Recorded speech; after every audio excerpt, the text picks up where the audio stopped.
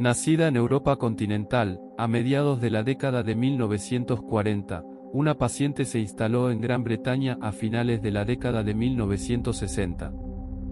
Después de una serie de trabajos, se casó, formó una familia y se dedicó a tiempo completo a ser ama de casa y madre.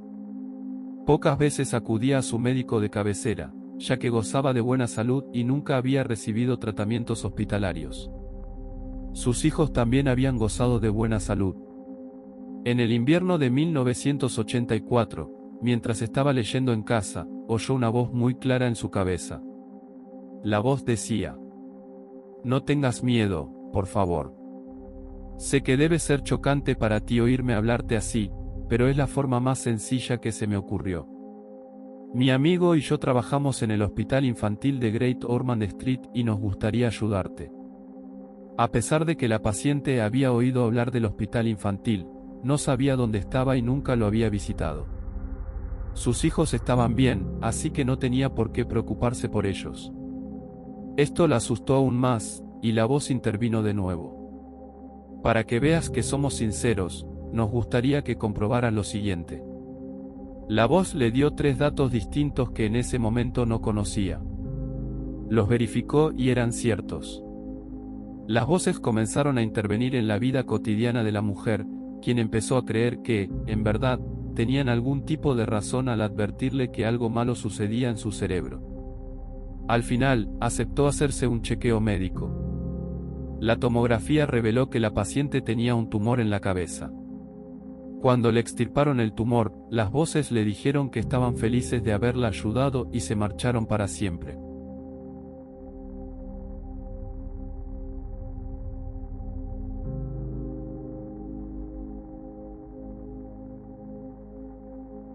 Los médicos del siglo XIX empleaban una amplia gama de remedios extraños, pero pocos eran tan peculiares como el recomendado por el médico alemán Carl Friedrich.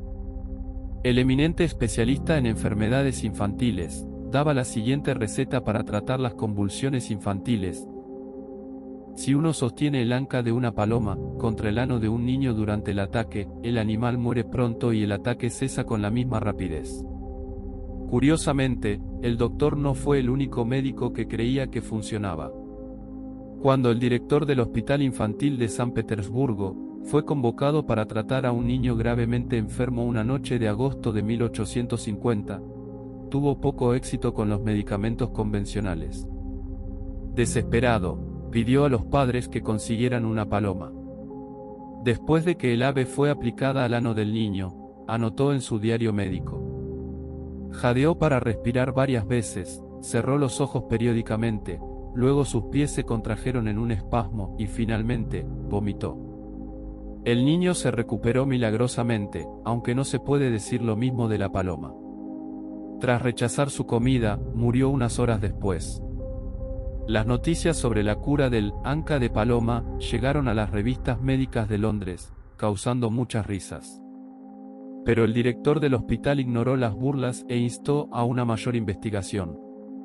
"Los experimentos con otras aves de corral son necesarios", escribió en su diario. El 15 de agosto de 1737, un joven llamado Samuel Booth estaba trabajando en uno de los molinos de viento en la Isla de los Perros, en Londres. Caminando en busca de otra bolsa de maíz, no se dio cuenta de que tenía una soga colgando. Al pasar frente a una de las grandes ruedas de madera, la cuerda quedó atrapada en uno de los engranajes y, antes de saber lo que estaba sucediendo, voló por el aire y cayó bruscamente al suelo. Al levantarse, Booth no sintió dolor, excepto por un ligero hormigueo en su hombro derecho. Entonces vio un objeto inesperado enganchado a la rueda. Era su brazo amputado. Se dio cuenta con horror. Mostrando una compostura admirable, logró bajar por la escalera estrecha y luego caminar hasta la casa más cercana para pedir ayuda. Perder una extremidad no es un asunto trivial. La lesión de Booth fue tan drástica que los médicos que trataron al joven temían un desenlace fatal. Sin embargo, se sorprendieron al ver que el brazo había sido arrancado tan limpiamente que la vida del paciente no corría peligro. Booth se recuperó de su percance en cuestión de semanas y se convirtió en una especie de celebridad. Tabernas locales incluso vendían imágenes del hombre que había sobrevivido cuando un molino de viento le arrancó el brazo. En noviembre de 1737, Samuel fue llevado ante la Royal Society como una curiosidad viva.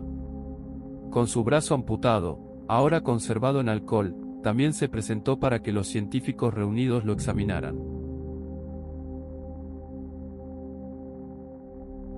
Hay situaciones que ni siquiera la ciencia puede explicar. Puede parecer un chiste o una frase popularmente conocida. Pero el caso de Gloria Ramírez es el de la verdadera dama tóxica.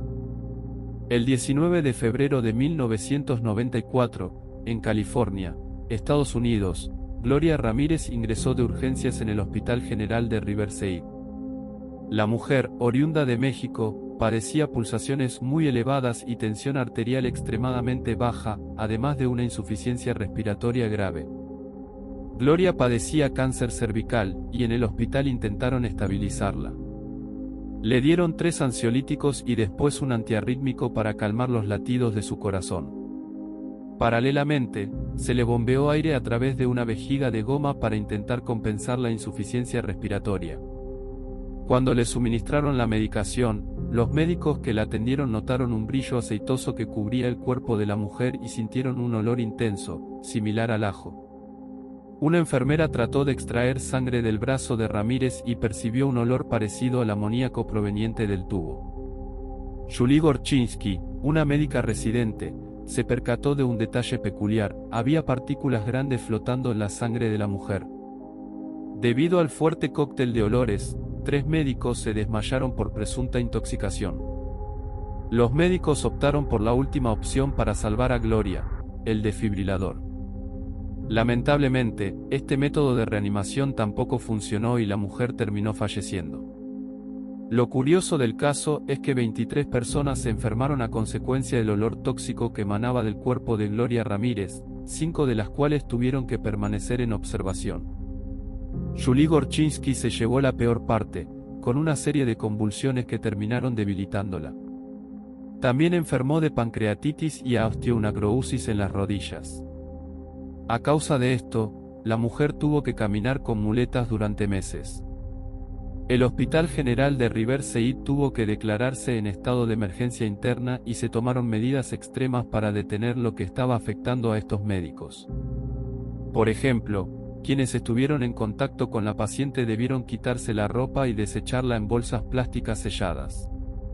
El caso fue de índole nacional y los medios comenzaron a llamar a Ramírez la mujer tóxica, preguntándose qué había sucedido. 30 años después de la muerte de Gloria Ramírez, las causas de aquel suceso no están completamente esclarecidas. Si te gustó el vídeo, apóyame con tu like.